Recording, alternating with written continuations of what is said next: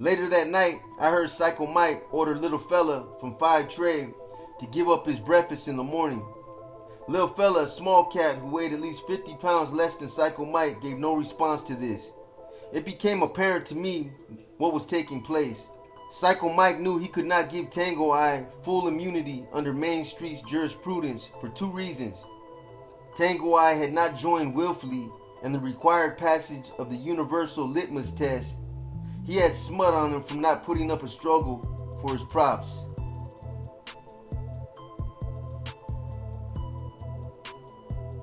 This type of coverage only served to make Main Street look soft, as if anyone could join. Psycho Mike knew that I knew all of this. He also knew that he could not bring my latest act of aggression on Tango Eye to me without making himself look stupid. So he was using an indirect route to draw me out. All trades, 4 trades, 5 trades, 7 trades, and 8 trades are natural allies, just as the neighborhoods are. So by publicly taking little fella's breakfast, he was actually sending the message to me. I weighed the consequences of what I was about to do. How many troops did he have down there? There was Green Eye, Cisco, Warlock, Killer Rob, Handbone, and Chicken Swoop, who had recently been back from the clinic. He could also count Tango Eye on his side.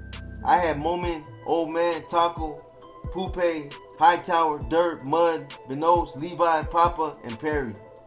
It's not quantity but quality that counts in such situations. We had a crew of quality soldiers who, quite frankly, up until my arrival, had lacked the proper leadership. To say I alone filled that vacuum would negate the role of all the others in forging our united front. We all, at different times, functioned in the seat of leadership. But I was the primary driver. Though I was nowhere near the physical condition I wanted and needed to be in, I had to respond to Mike. He knew what he was doing, and I knew. That was enough. But before I could respond to him directly, I had to try to rile up some resistance in little fella. Although he had little chance against Mike, he could at least stand his ground. Hey little fella, what you gonna do? Give cuz your breakfast or what? Nah homie, but fuck that breakfast. Yeah, but trades don't do it like that, I told him. If you ain't gonna eat it, throw it away. Before little fella responded, Mike spoke up. Monster, what tier you on? Charlie roll. Well, keep your ass up there. Don't worry about what's going on down here. I could give less than a fat rat's ass about Abel roll now. My concern is with my little homie, I said matter of factly. Yeah, well he lived down here. You too big to be bullying on cuz anyhow. Who the fuck you think you is anyway? Mike asked accusingly. Coming here thinking you that motherfucker something? You too new here to be whooping that shit, monster. Ninja, fuck you. Fuck you, Mike shot back. So what's up then? In the AM, motherfucker, let the gates beat up bell. And that was it. The silence weighed 100 tons. It seemed that I could hardly move or breathe under it. I wanted to make small talk with Ben, but decided against it in fear of my voice cracking, showing strain, stress, and honestly, fear. Fear not necessarily of Psycho Mike, but of possibly losing the fight. What then? Was I supposed to live with it? That was just my style. I remember before I went to camp in 79, my older brother Kerwin used to put hands on me. He'd feel quite content with bopping me around for any small fraction. But he didn't realize the radical transformations I was going through while in jail, where ass whoopings just weren't tolerated by anyone. So when I was released and had committed my first infraction, something like failing to clean the bathroom, he went to pounce on me, and I quickly drew my strap and explained to him that those days were over. If he had any further notions of putting hands on me, he'd have to tangle with my gun. He nodded his comprehension and walked out of the room in somewhat of a trance. He hasn't touched me since. Unfortunately, I didn't have a strap now. I did, however, have my fighting skill. I lay there and went over some moves I could pull, trying to plan, which was ridiculous. How can I plan a fist fight? It's not like the combatants have the same choreographer. And it wasn't clear that this was going to be a clean fight. This would be a stomp down, drag out brawl for the duration of wind, punches, and stamina. It had come to this, though prematurely, but in a way, I was glad it was finally going to be over. Something had to break the tension. The situation had to come to a head, and a new round of relations were about to be set in motion. I fell asleep with my mind full of these thoughts. The following day, nothing happened. The next day, I observed Psycho Mike in the day room having war council with his troops. I saw Green Eyes wrap Mike's hands in blue flags and help him take down his jumpsuit. So I had Taco tie my hands up with flags and I took my jumpsuit down too. Taco and I remained seated on the table in front of the old black and white television. Both sets of troops were fanned out about the day room, eyeing each other skeptically. The tension was very, very thick. Psycho Mike and Green Eyes began to walk toward Taco and me, so we stood up. Mike spoke first. "Woof that shit now that you was woofing the other night." "I ain't no tape recorder, you heard what I said."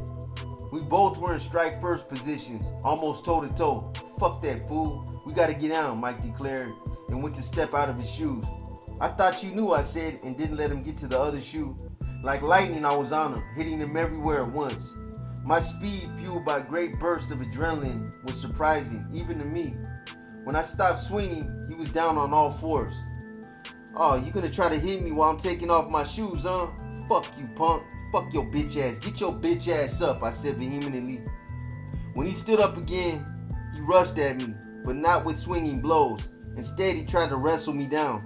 Each time he went to grab me, I banked a blow across his face or head. I was backing up, striking and moving, sidestepping and hooking. He was furious. Finally, when I had danced myself into exhaustion, he grabbed me in a suffocating bear hug. Using his strength and weight as leverage, he succeeded in toppling me backward, falling on top of me. Once on the ground, he tried to hit me a few times in the torso, but he left his face completely exposed, and I took liberty with his mug. Taco moved to us quickly, as instructed, and pushed Mike off of me. In a moment, I was back up on my feet, dancing and shouting, "Come on, motherfucker, come on!" Mike just stood there and then, to everyone's surprise, extended his hand in a peacemaking gesture. He said that we were both Crips and had no business fighting. Thinking it was a ploy, I backed away saying, "Fuck that shit." When I went back amongst my troops, I saw pride, love, and admiration in their faces. The spell was broken. I felt like a world champion, a liberator, but didn't allow myself to get big-headed or pompous. Little fella came over to me and without looking me in the eyes said thanks. Little fella, like so many other non-crucial observers, thought it was simply a result of the breakfast issue. Few knew that since my arrival, this battle had been inevitable. Even I couldn't articulate it then. But I did know that the growing tension had precipitated a brawl because Psycho Mike was wrong in so many instances and hadn't the popular support to continue in his capacity as a leader. And so it went that I assumed responsibility of the juvenile tank. I didn't simply demote Mike, but let him carry some responsibility. Not nearly what he had been used to wielding, but enough so as to not break his spirit. I had Handbone beaten and stomped for being a general coward.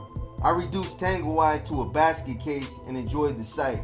And it was during my reign that I fixed it so that 60s were outlawed from Abel and Charlie roles. I allowed individual freedom and no one was misused arbitrarily. The Darwinian theory of survival of the fittest continued to rule our existence. No one got a free ride. Our day roll time was mostly spent going chess, Charlie roll against Abel roll. Everybody bombing everyone else with torso shots.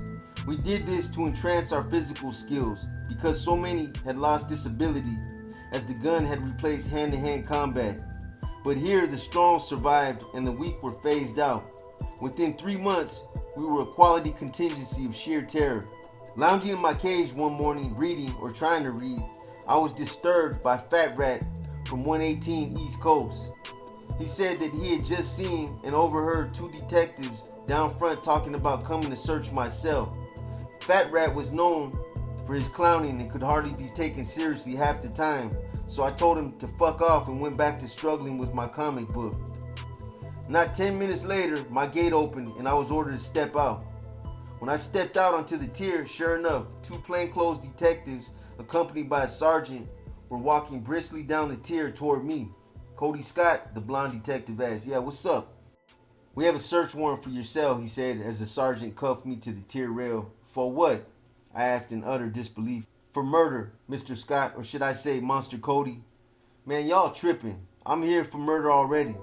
"Oh yes, we know that, but it seems that one of your homeboys has turned over on you for yet another murder." "Yeah, right," I said, but now I knew that this was what Killer Rob had been talking about when I'd seen him in the hall. So what y'all looking for, guns? Oh yeah, I see, right here on this paper, a 32 shotgun, huh? No, we were only looking for correspondence that you had possibly entered into with some of your homeboys. They searched my cell for all of an hour. When they came out, they had at least 10 letters. While the sergeant uncuffed me, I told the detectives that I hoped that they found what they were looking for, to which they replied that they had. As they were leaving, one turned back and said with a smile, "But we are going to wait until you are 18 so we can gash your black ass." "Fuck you," I called after them, but they went out laughing. In June, I started trial for the murder and 6 attempted murders. The district attorney said that if I pleaded guilty, he would be lenient and only give me 25 years. "Oh, is that all?" I asked sarcastically. The brims turned out in mass. One after the other, they testified that I had blasted them in the park. When my attorney asked them what I was wearing, they all described my attire differently. All said that I had gripped the shotgun with both hands. When asked if I was wearing gloves, each said no, that both hands were bare. My attorney then produced medical files that clearly showed that I had been released from the hospital that very night and, most important, had a white cast on my left hand extending up to the elbow. The jury deliberated less than an hour and came back with the verdict of not guilty on all charges. It was June 22nd, 1981, and all that I had on my mind before sex, drinking, and smoking pot or PCP was to blast some brims. Really, blast them. Before the sun rose the next morning, they would all feel me strong.